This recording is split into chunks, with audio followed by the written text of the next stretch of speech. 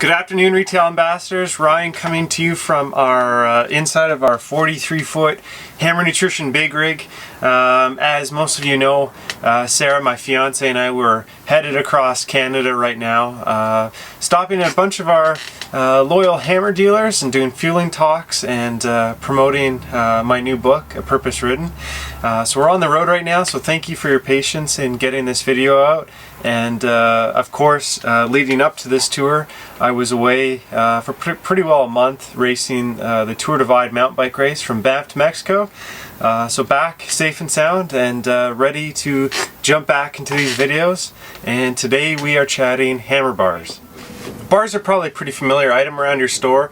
You know, whether you carry the hammer bars or a competitor's product. Other popular options out there are the Power Bar, of course, and Clif Bar, which is probably you know, the most recognizable right now.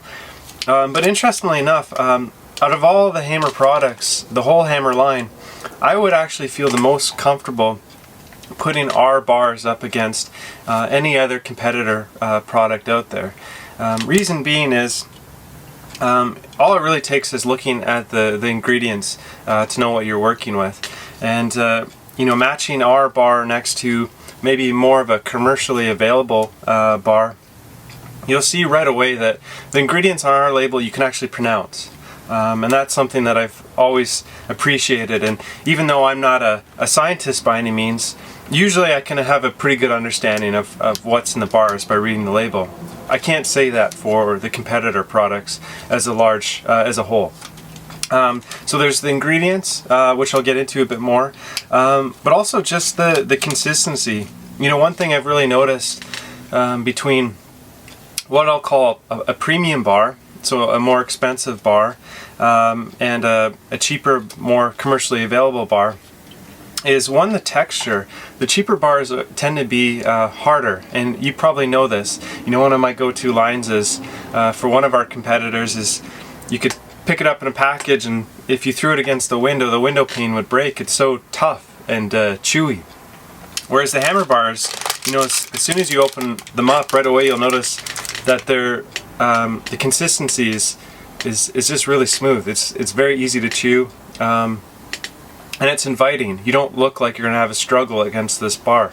They go down very easy, sometimes a little too easy. This is our new vegan chocolate peanut recovery bar, my personal favorite right now. As for types of hammer bars that are out there, there's three tiers that we'll look at. So of the regular bars, the flavors are oatmeal apple, chocolate chip, cashew coconut chocolate chip, which is probably most people's favorite, and if I was to get one at the store right quick, it would be that flavor. And there's also cranberry, so I think I got all of them there. Oh, sorry, and almond raisin, that's the last one. Of the two vegan bars, so these came out, these are the newest offerings from Hammer. There is almond cacao and a chocolate peanut bar, which again I mentioned is my favorite.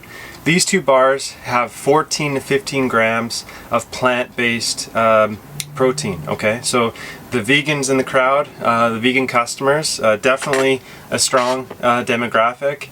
You'll definitely want to encourage them that way. Last but not least is the whey protein bar, which is a peanut butter chocolate bar and has 20 grams of whey protein in it. Now, as a whole, something I really want to key in on, and this is very unique. You'll only really notice this in the premium, the top quality bars. You will not see this kind of labeling on the more commercially available bars, at least from my experience. But I'm going to read you some of the key facts here. Hammer bars are raw, non-GMO, vegetarian, gluten-free. You know, granted, now that I'm reading this, the whey bar would not be vegetarian because that would have a whey protein in it, but all the other bars would be vegetarian. Gluten-free, rich in phytonutrients and enzymes, alkalizing proteins, healthy complex carbs, high in essential fatty acids, cold processed, and an excellent source of fiber. Just for fun, I looked at a couple of our competitor products the other day, and honestly, the ingredients kind of look like horse feed. One, you can't pronounce them. You know, I have no concept really of like what some of these ingredients are and how they affect the bar chemistry and what they do for your body. And more or less, they really start to look like candy bars in disguise. It's kind of like our Heed drink and some of the other options that are out there. The electrolytes are usually on the ingredient list, but they're far down, and the ones that are the primary ones are the ones that really make it stand out as a product like a soda or a candy, okay? So although the Hammer bars might be more expensive as a whole compared to these some other options, you as an educator, I think it's important to educate your customers or let your customers know, you know, what they're paying for, and what they're paying for is a quality product or a quality food product coming into their system, which ultimately is going to be better for their overall performance. Now, performance is an interesting question because one of maybe the most misunderstood points about Hammer bars is really how to use them. From a fueling perspective, in a competitive setting or a training session where you're really pushing it, you're huffing and puffing, liquid nutrition is always going to be my first go-to. Easily digested, gets in very quick, and it's perfectly formulated for what you're doing. Now the confusion starts coming in is where do bars fit into that mix? And I know some people will think differently on this, but my personal opinion is that bars are more to be thought of as a snack on the go. One, the ingredients start to get more into a more rounded, complete, we'll call it a meal, so including not only carbs but protein and fats. So as we discussed previously, protein and fats start to become difficult to digest in a shorter, faster paced setting. You know, in longer efforts, 3 hours and beyond, we do need these nutrients coming into our system, which Perpetuem is great for. But again, I'll default to liquid being the ideal case in this scenario. We take in anything in more of a solid form, which a bar would be. There's an added component of stress on the body when the blood should be more focused on the working muscles. So there would be an added stress of digestion with these bars, okay?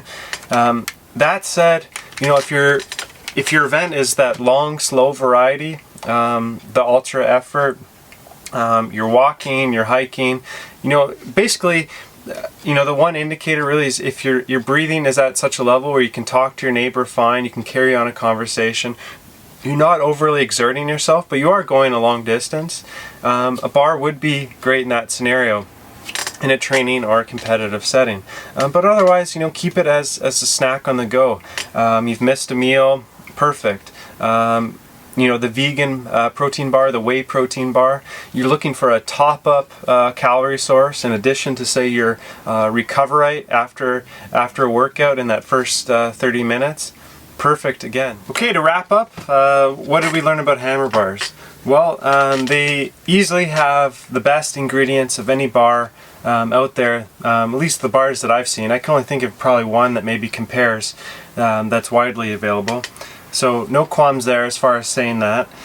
You get what you pay for.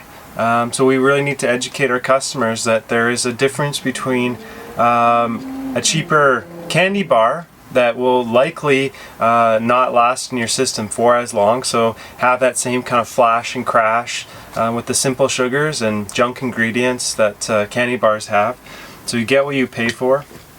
And that bars as a whole should be considered more as a snack on the go or a top-up to your Recoverite regime. There's always the outliers, but those would be my main points to tell customers. So thanks to everyone who proactively sent in questions this month. I'm happy to answer them as they come in. I apologize if I'm not as quick as I usually am. Like I said, we're on the road right now, but let's keep the conversation going online. Next month, I believe we are doing Compex, and that is going to be a nifty one that most of you will not have had any experience with. So Compex electromuscle stimulation. Maybe do a Google search when you get a chance. Alright guys, I'll see you online. Cheers.